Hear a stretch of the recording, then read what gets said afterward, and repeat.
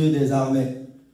Que la gloire et l'honneur te reviennent en ce matin.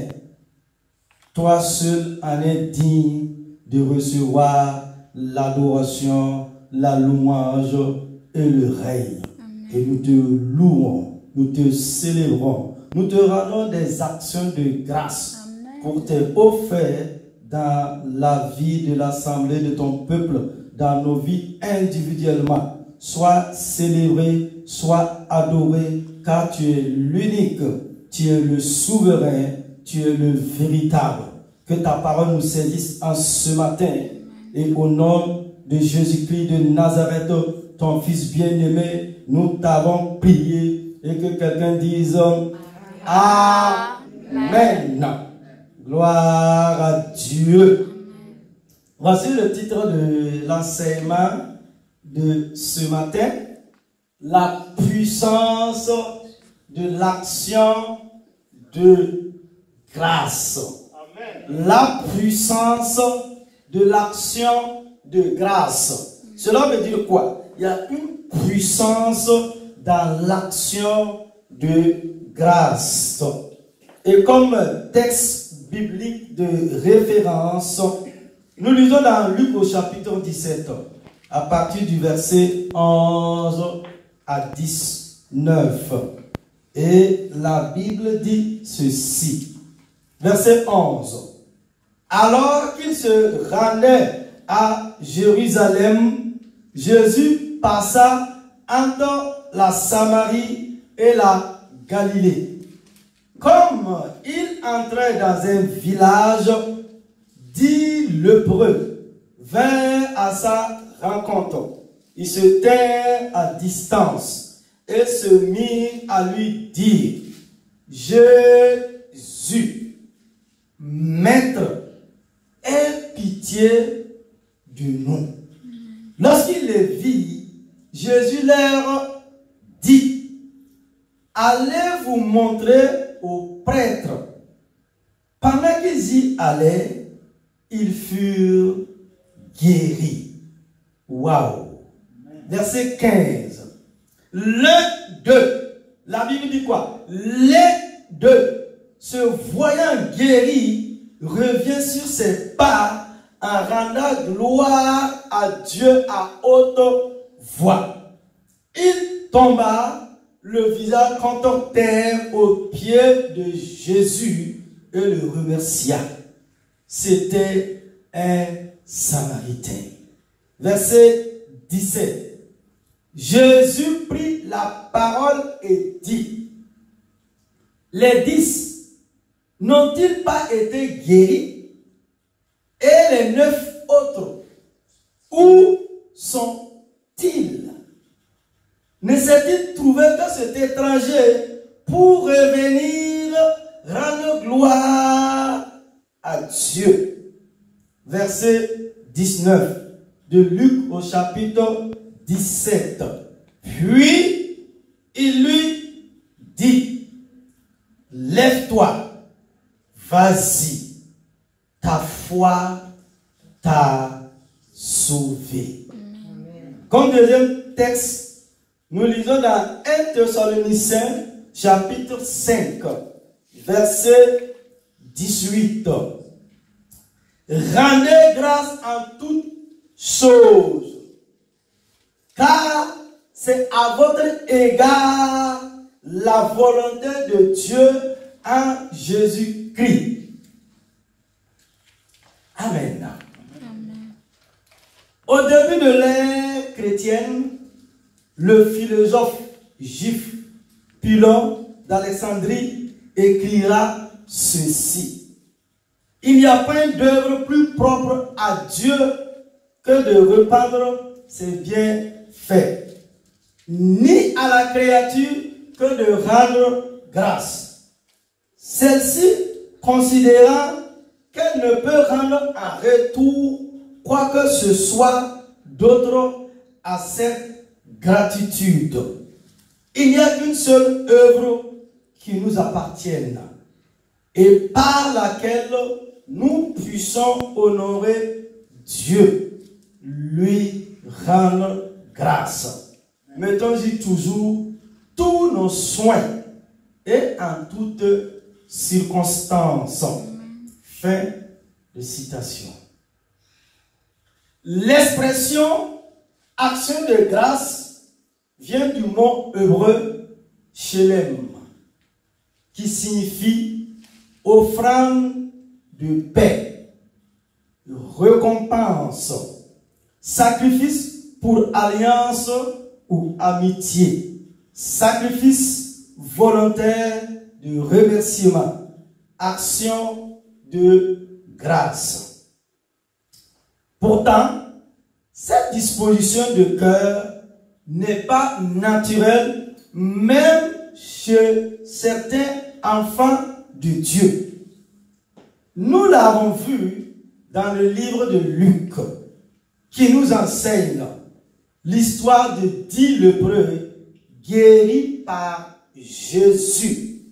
Et parmi eux, un seul Samaritain, se voyant guéri, reviendra sur ses pas pour rendre grâce à Dieu pour ce miracle.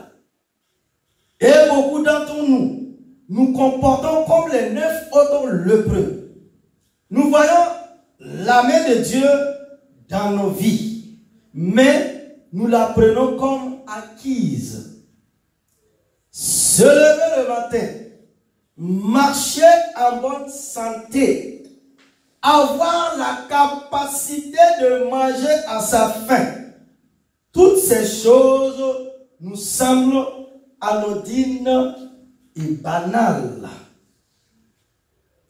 Pourtant, il nous faut prendre le temps de dire merci à Dieu pour tout ce qu'il fait dans nos vies et lui rendre grâce.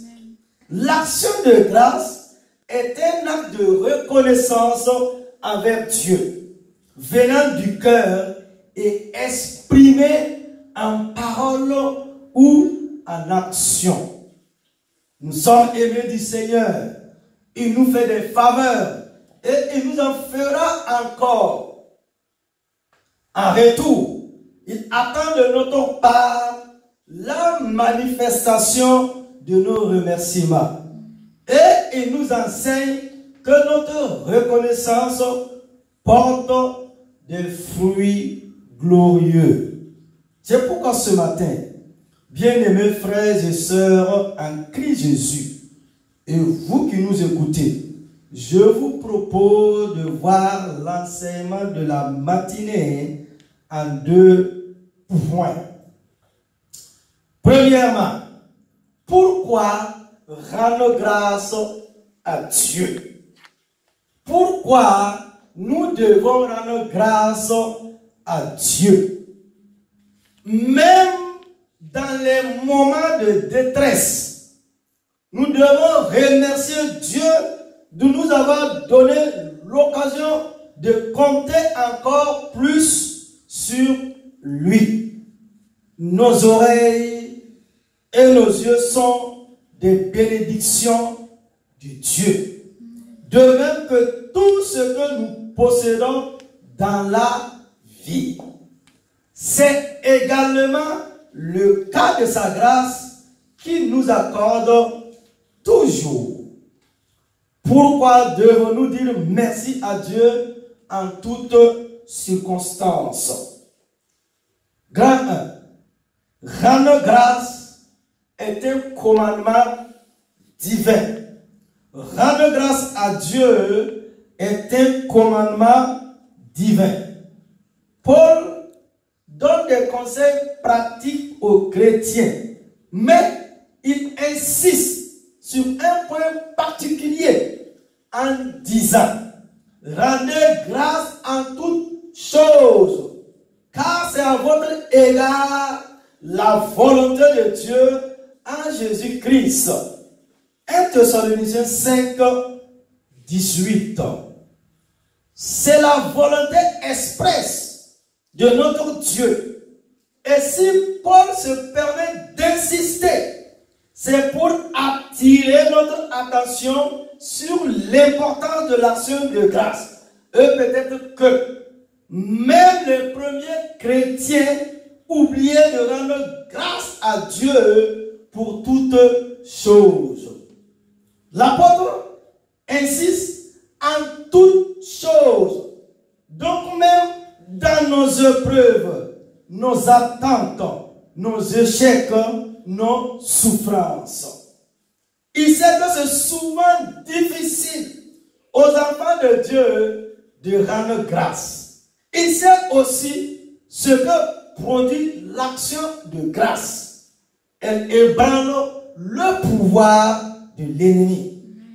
Osons faire ce que dit la parole de Dieu. Rendons grâce en toutes choses et l'ennemi sera ébranlé et il nous laissera tranquilles. Petit 2. Rendre grâce en toutes circonstances comme Jésus nous permet de suivre son modèle. Nous le voyons dans Jean au chapitre 11, verset 41. Ils ôtèrent la pierre. Et Jésus, levant les yeux en haut, dit, Père, je te rends grâce de ce que tu m'as exaucé. Et dans Luc au chapitre 24, verset 30, il prit du pain. Et après avoir rendu grâce, il le rompit et le leur donna. Alors leurs yeux s'ouvrirent. Notre Seigneur nous a montré l'exemple en marchant sur la terre des hommes. Ainsi, les prières de Jésus étaient accompagnées d'actions de grâce. Quel que soit le moment qui se présentait à notre Seigneur, il disait, Père, je te rends grâce. Ne méprise pas ce que tu as entre les mains, même si ce n'est pas suffisant pour t'amener là où tu veux être.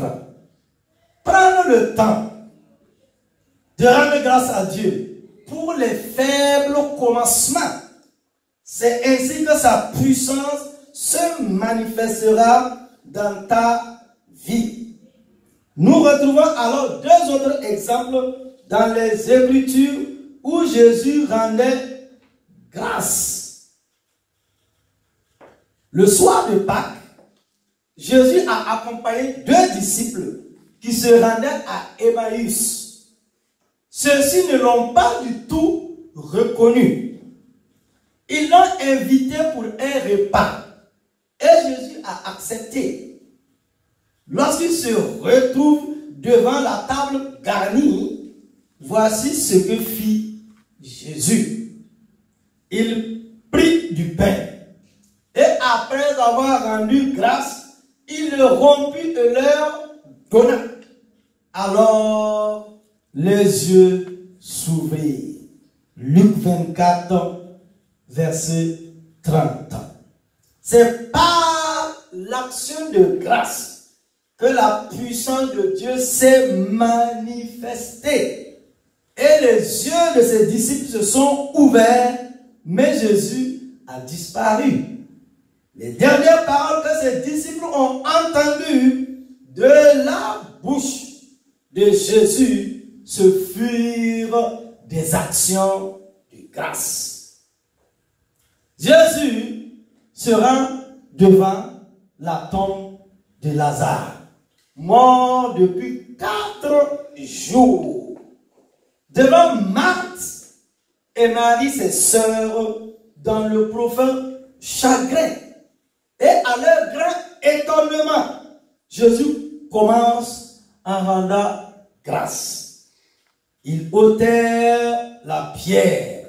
Et Jésus, levant les yeux en haut, dit, Père, je te rends grâce de ce que tu m'as exaucé. Jean au chapitre 11, verset 41.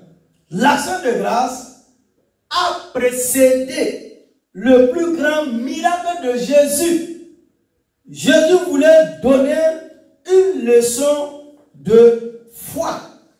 Il a voulu exalter la puissance de Dieu et affirmer que même dans le deuil, nous pouvons rendre grâce à Dieu pour son grand amour. Et c'est après son action de grâce que Jésus s'est écrié: Lazare, sors! Et le grand miracle s'est accompli. Waouh! Jésus a voulu nous enseigner que l'action de grâce précède l'intervention de Dieu. Il y a certains temps pour prier. Il y a un certain temps pour prier. Mais le Seigneur apprécie l'action de grâce qui exprime notre foi. Que nous croyons que Dieu va agir en notre faveur. Petit 3.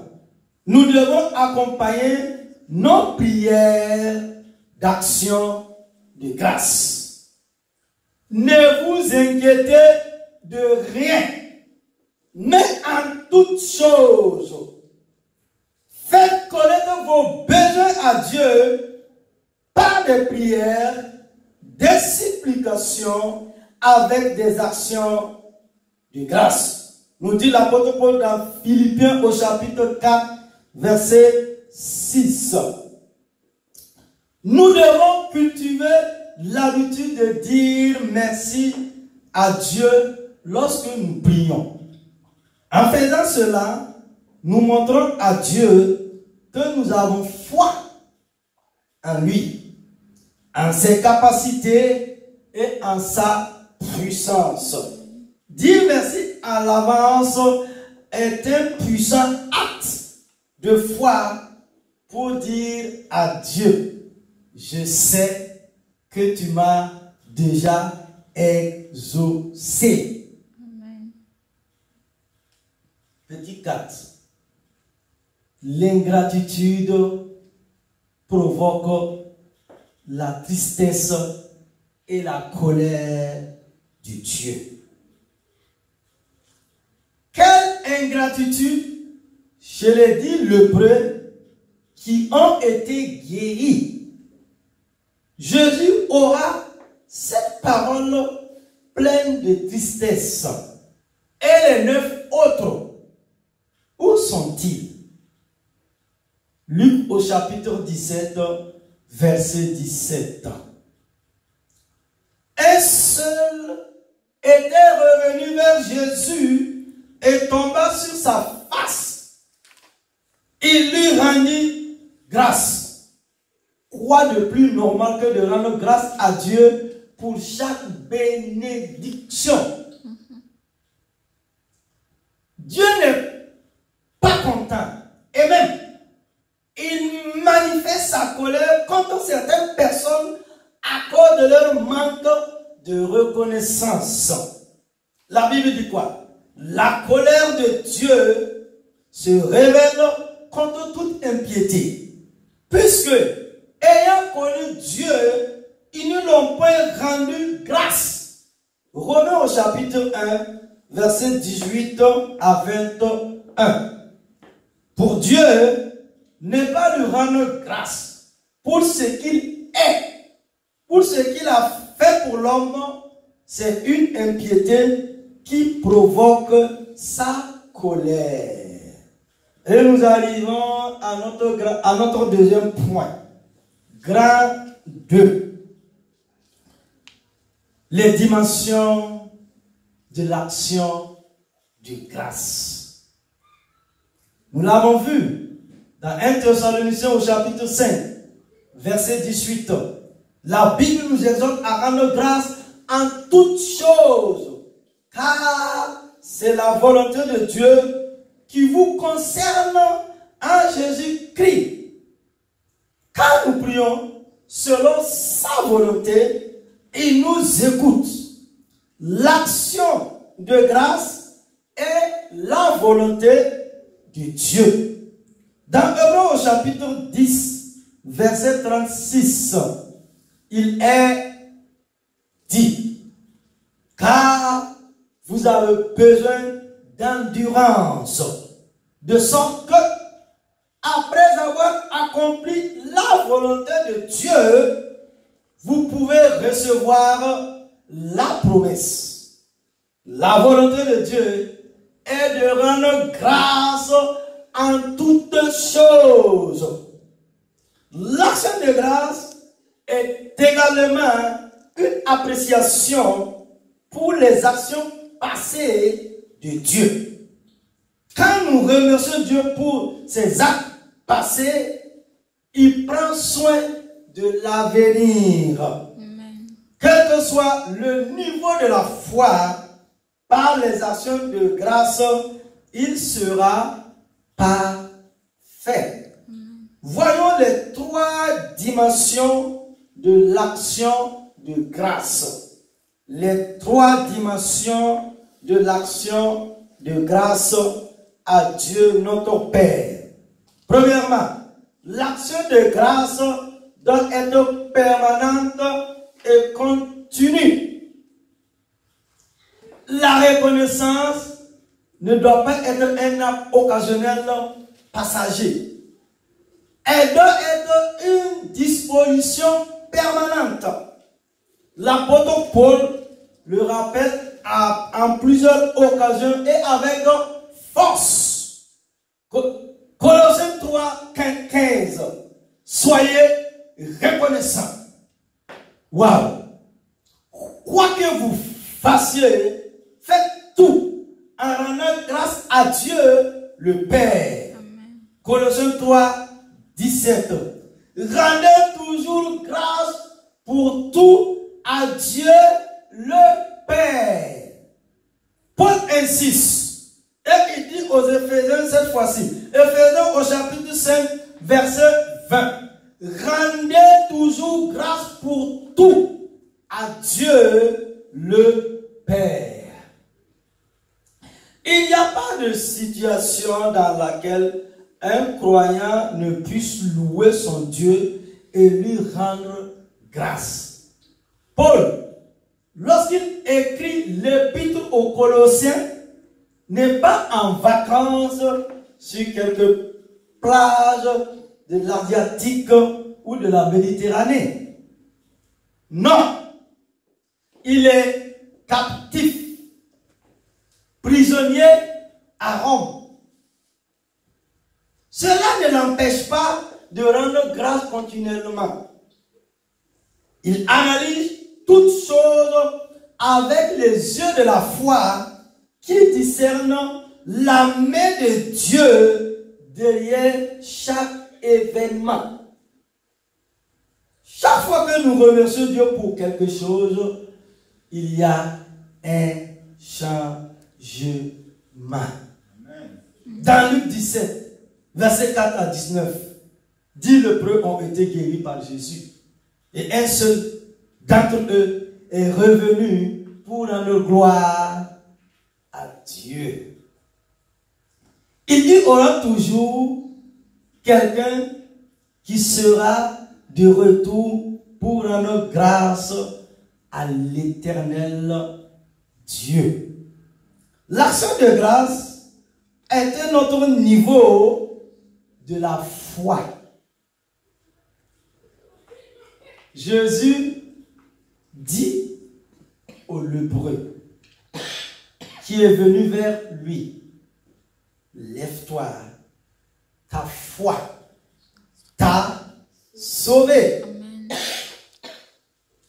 Nous ne devons pas prendre l'aide de Dieu pour acquise, sinon nous risquons d'échouer.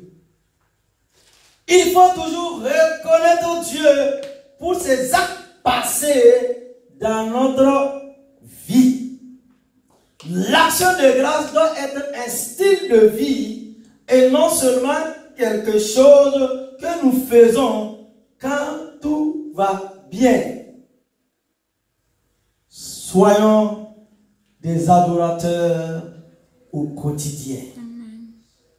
Quand nous nous réveillons, disons merci à Dieu. Lorsque nous arrivons à notre destination, disons merci à Dieu.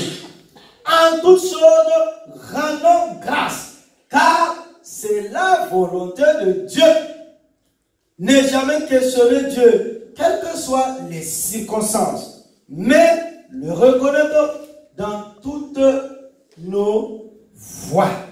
Et toujours lui rendre grâce avec un cœur sincère. 2. L'action de grâce peut être communautaire.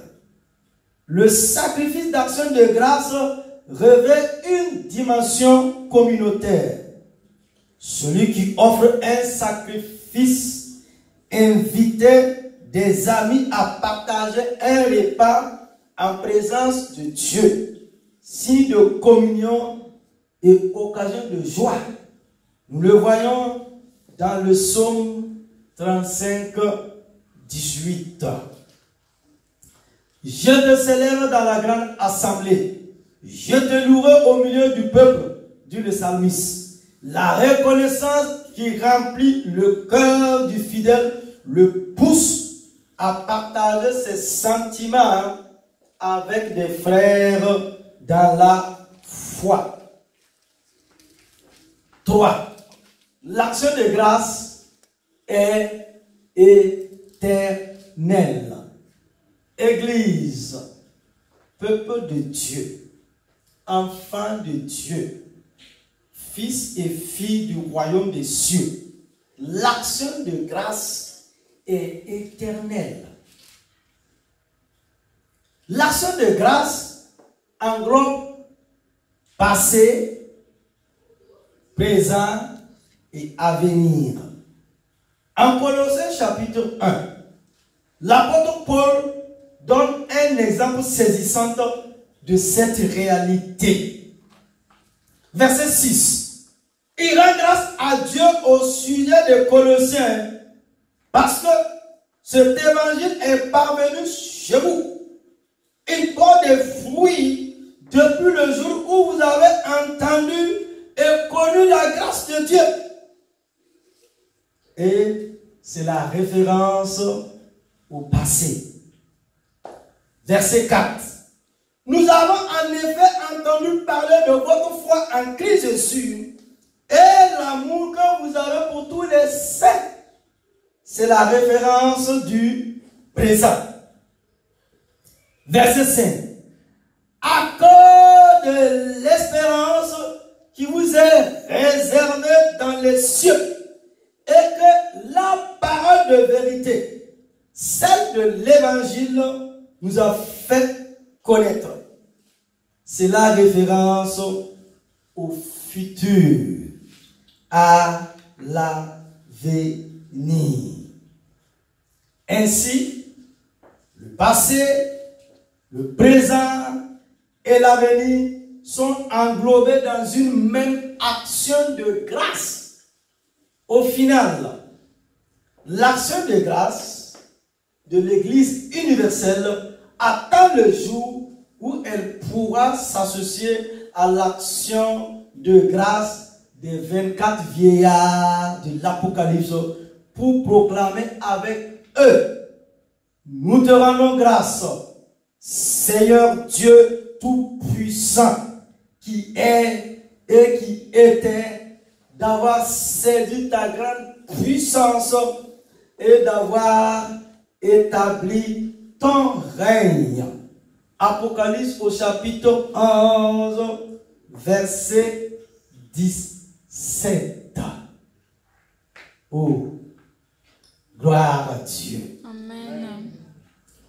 Dans Lévitique au chapitre 13, verset 45, je vais vous lire quelque chose. Là, vous ne l'avez pas, là. Notez. Lévitique au chapitre 13, verset 45. La Bible dit quoi? dans ce livre de Moïse, au temps de Moïse, on dit, dans l'Ancien Testament, avant la venue de Jésus, écoutez-moi attentivement, sur cette terre des hommes. Moïse nous dit ici dans ce livre de Lévitique, au chapitre 13, bien sûr, versets 45 et 46, le lépreux, atteint de la plaie, portera des vêtements déchirés et aura la tête nue. Il se couvrira la barbe et criera, impur, impur, aussi longtemps qu'il aura la plaie, il sera impur. Il est impur. Il habitera seul. Et sa tente sera à l'extérieur du camp. Waouh!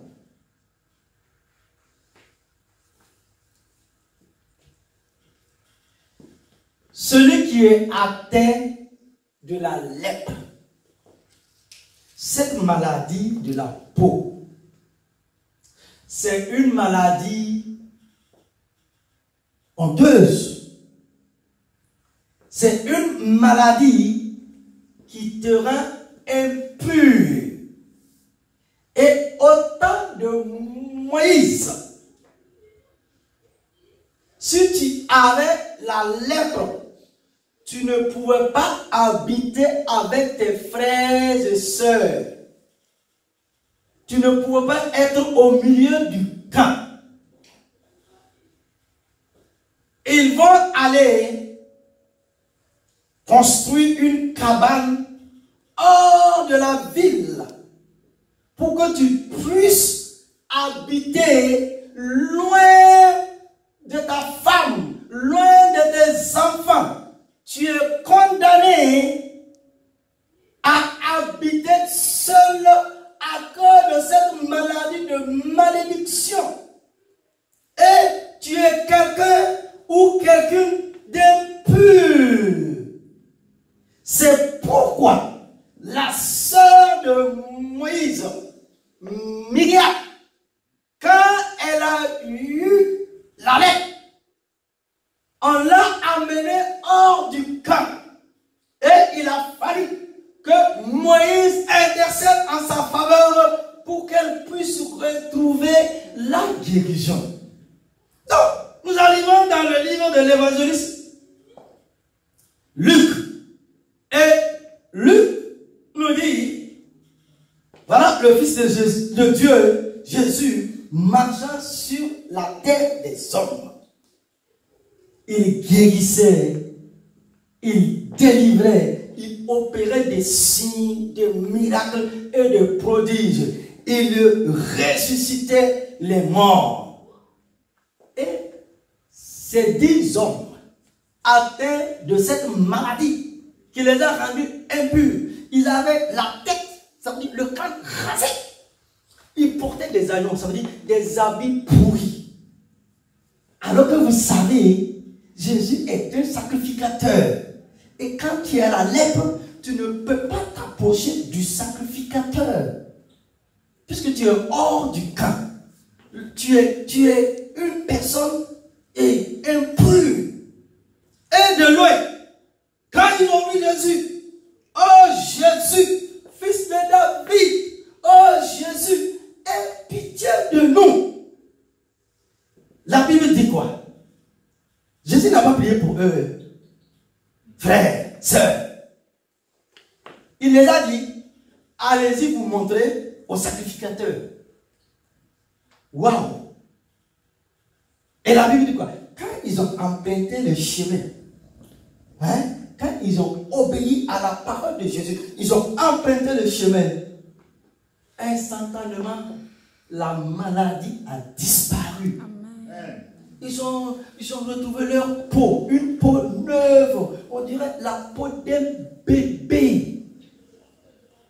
Ils ont été guéris.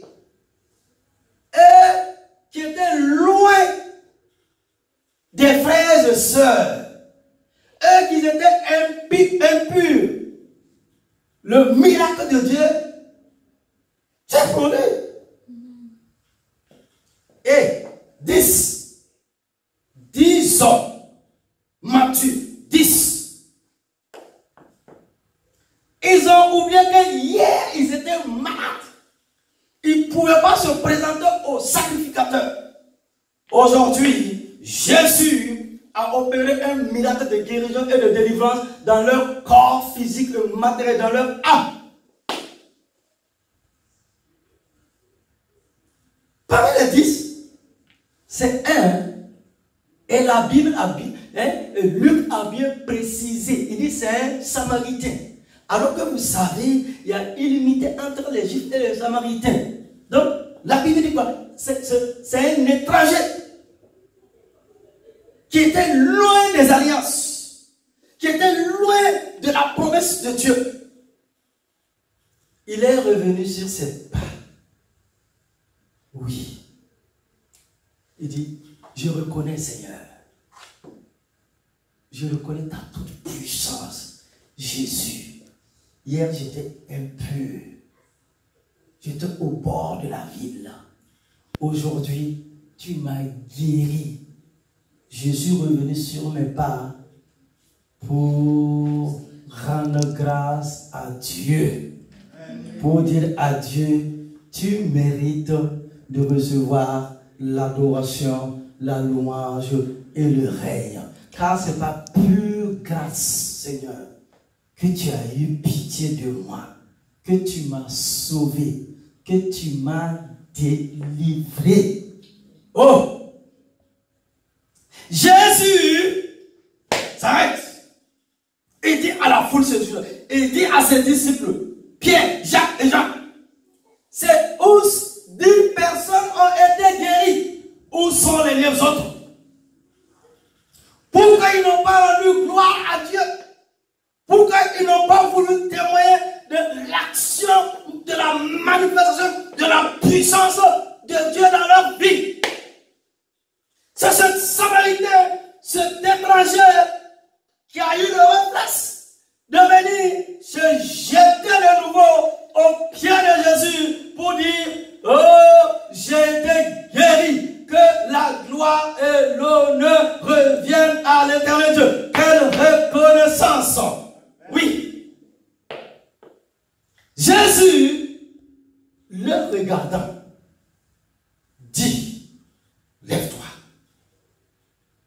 Ta foi t'a sauvé. Donc, cela veut dire quoi? Les 9 autres là, ils ont reçu la guérison du corps, mais ils n'ont pas été sauvés. Jésus dit, ce Samaritain-là, lève-toi, tu es rentré dans la famille de Dieu. Amen. À cause de l'action de grâce, à cause de la reconnaissance, et la loi de la reconnaissance, tu as été sauvé pour l'éternité. Rends grâce à Dieu et acclame Jésus. La reconnaissance, l'action de grâce. Cela veut dire quoi, mon frère, ma soeur? Nous pouvons recevoir la délivrance, nous pouvons recevoir la guérison, recevoir l'exaucement des choses sans jamais voir la face de Dieu. Et si on a duré sur cette terre des hommes 100 ans, 100 ans, la Bible dit 100 ans, non, 90 ans, pour les robustes, ça veut dire ceux qui tombent rarement malades. L'éternité, notre éternité avec Dieu. Les 9 autres là, ils n'ont pas été sauvés, mais ils ont été guéris. Est-ce que vous voyez? Ils ont été guéris, mais ils n'ont pas été sauvés. Parce qu'ils ne sont pas venus au pied de Jésus pour rendre grâce. Cela veut dire quoi? Et par la foi, donner leur cœur et leur vie en confessant le Seigneur Jésus-Christ de Nazareth. Que Dieu nous éclaire. Amen. Que Dieu nous révèle. Et pour conclure, pour conclure l'enseignement de ce matin, nous avons bien compris à travers cet enseignement l'important pour chaque enfant de Dieu de rendre grâce à son Père. L'action de grâce est comme un autel que l'on élève en reconnaissance des bienfaits de Dieu. Cette reconnaissance nous donnera l'autorité sur l'ennemi, notre adversaire et celui de notre Dieu. Rendre grâce à Dieu en toutes circonstances nous permet de demeurer dans la paix et la joie au-delà de nos circonstances. Mais nous devons surtout nous souvenir que nos actions de grâce ébranlent nos ennemis. Paul exhorte d'ailleurs les enfants de Dieu, ça veut dire nous chrétiens, enfants de Dieu, à l'amour, à la sainteté, à la vie spirituelle et à rendre grâce au-delà de nos circonstances. Amen. Amen. Gloire à Dieu. Amen. Qu'est-ce que nous pouvons retenir de l'enseignement de ce matin? À retenir. Rendre grâce à Dieu, c'est reconnaître sa main et sa puissance dans nos vies, peu importe nos circonstances, peu importe. 2. Rendre grâce à Dieu, c'est lui montrer notre amour et reconnaître toutes les fois où il nous a épargnés de toutes sortes de calamités. C'est reconnaître qu'il nous a gardés et protégés parce qu'il nous aime. Amen. Acclame Dieu pour sa parole. Acclame Jésus en ce matin. Détendez-vous. Et avec une foi profonde, nous allons proclamer ensemble. Tiens-toi debout, mon frère, ma soeur. Avec une foi profonde, nous allons proclamer ensemble. Éternel mon Dieu. Éternel mon Dieu. Éternel mon Dieu. Éternel mon Dieu. Éternel mon Dieu. Éternel mon Dieu. En toutes circonstances. En toutes circonstances. Même dans mes épreuves. Même dans mes épreuves. Tu m'appelles à apprendre à faire monter vers toi des actions de grâce. Tu m'appelles à apprendre à faire monter vers toi des actions de grâce.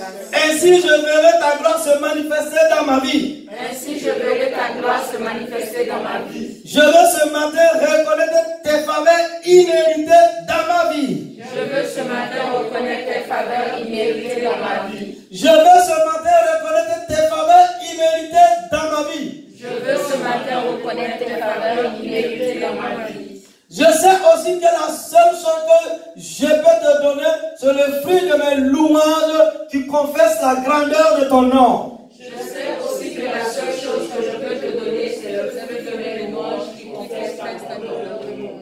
Je sais aussi que la seule chose que je peux te donner, c'est le fruit de mes louanges qui confessent la grandeur de ton nom. Je sais aussi que la seule chose que je peux te donner, c'est le fruit de mes louanges qui confessent la grandeur de ton nom. Au nom de Jésus. Au nom de Jésus. Au nom de Jésus. Au nom de Jésus.